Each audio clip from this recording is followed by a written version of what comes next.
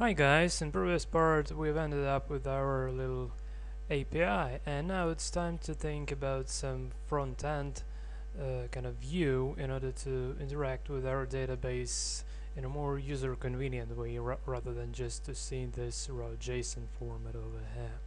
So in order to start this we're supposed to add some client-side code and we're going to use AngularJS framework, well, at least some parts of this, in order to actually achieve our particular goal. So the first ever thing to consider is actually we have to create the client folder, and in our client folder we need for now we just need two files. So the first one would be app.js, and this is the client app.js, not this one. This is the server one, and this is the client one. Here we'll be handling our HTTP request and so on. And another file has basically the single really over here, so just need our little index HTML. So this would be some sort of a late landing page here. Okay. Cancel. Okay, and now basically in order to run this in the browser, in order to see something, not like we do it now, so just a little bit of a disaster for now, so nothing really, no web page on the index. So we want here to be something like to-do-list, and then the entries, and then the text input, submit button, something like that. Well, I've already pre-coded the HTML and CSS stuff basically, but just in a minute I'll show you this. But before actually this all is about to be working correctly, we need to do one little thing here. So let's go to the app.js, not the one we have just created. So it's not this app.js. So instead we're going to this root app.js, so we're package.json and package log.json. So you could have seen this. Oh my goodness. Over here. So here is our basic server-side code here, and we want just to say that app use, and here we want say like express.static, and then their name to double underscore their name plus, and the folder called the client, like this. So this helps us to link our client folders, which is over here, as a static reference for our actually kind of program. Yeah. Okay. So the server is still running okay, and now let me just try to open up.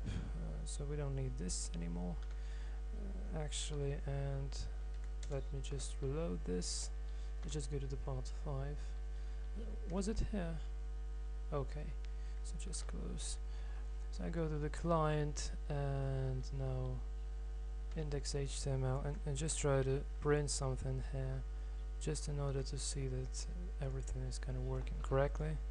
Okay, so it's just fine. So index HTML has been linked as a static part to our project. Well, now we have to perform another little thing here. So as we use the npm package manager in our backend side, so we also would need a package manager called Bower, and many people doesn't really like it, but I actually prefer it to be just quite good enough for the purposes, or our purposes.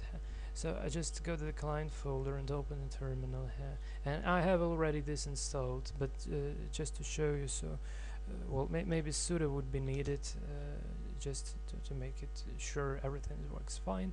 So sudo npm install -g Bower, like this, and hit enter. I'm not going to do this because Bower is already installed. Well, just let me briefly to check whether the command is just okay. So npm install -g Bower.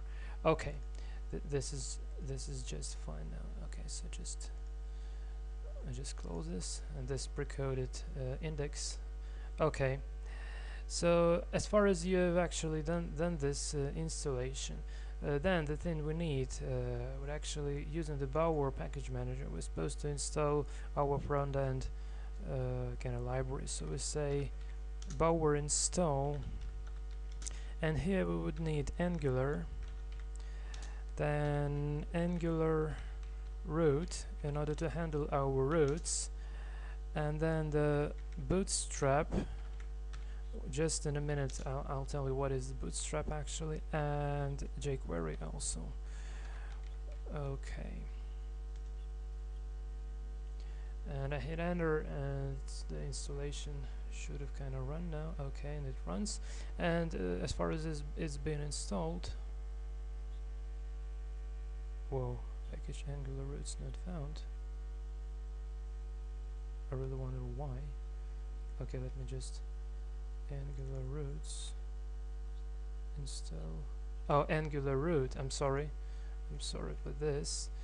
So just not the Angular roots, but Angular root, like this. Yeah, sorry for this inconvenience, guys. So just, yeah, Angular root.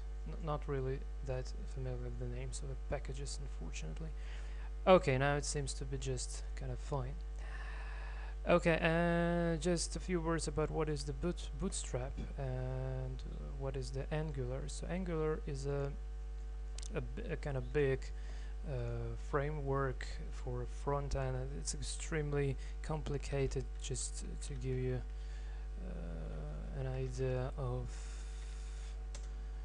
its website, also everything can be actually maybe even over here.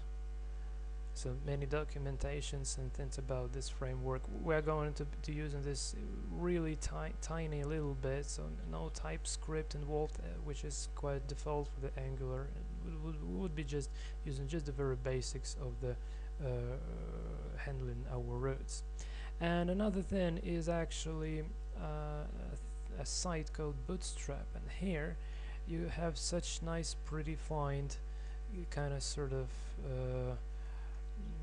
view elements and the code for it. So you could have grabbed all the code from the Bootstrap. Just to give you this example, well, let's go to the home page actually. So we get started, and here on the left panel we actually have all the elements. So say we want to see some components and list groups and some lists. So this particular is I'm supposed to use in this video. Okay, also it has some pre-made examples, like some sort of a web page templates like this. So Bootstrap is quite useful. So in order to use its code, its styles, so the CSS folder and so on, we have used Bower install Bootstrap. And now in here in Bower components, okay, where is the Bootstrap? Okay, let me just see why. Oh, everything after roots wasn't actually installed. Okay, so let me just yeah, how to install this. Didn't install actually Bootstrap and jQuery. Yeah. Oh, okay, sorry guys. Yeah, now everything is fine here. Okay, and I can close this window. So here in the Bootstrap folder we actually have this dist and all the styles that are used in order to have this particular results of the in the views. Okay, and the last but not least to this video is actually we want to open up our index.html file. So I go to my editor, and actually it's already open here, and I just want to grab the code I've already prepared for. As far as this is not a front-end tutorial, it's just I just like to show you the very gist of connecting the front end and the back end. So how can we interact with the database from the user interface, not how to build the user interface itself. So here I just copy paste this file, save. So we have a little header here, and then just a text input and a submit button, and then this list element consists of the our to-dos, and now it's just a statical representation, just in order to give you a brief image of what is this supposed to be look like. But we're actually going to use Angular in order to render this stuff dynamically. So this is just an example, just to show you how it's supposed to look like. So just update this page, and this is it. Not the most ever brilliant and beautiful user interface ever, but still. So here we have the app name. Here we would be retrieving our to-do tasks from the database. Here would be adding a new, submit the new task. Maybe I'll add some delete buttons over here and some edit buttons. Don't know yet how I'm supposed to do this. Well, but for now this is actually kind of it, and in the next video we'll start writing some code in order to connect our client with our database. So until next video, guys, and take care.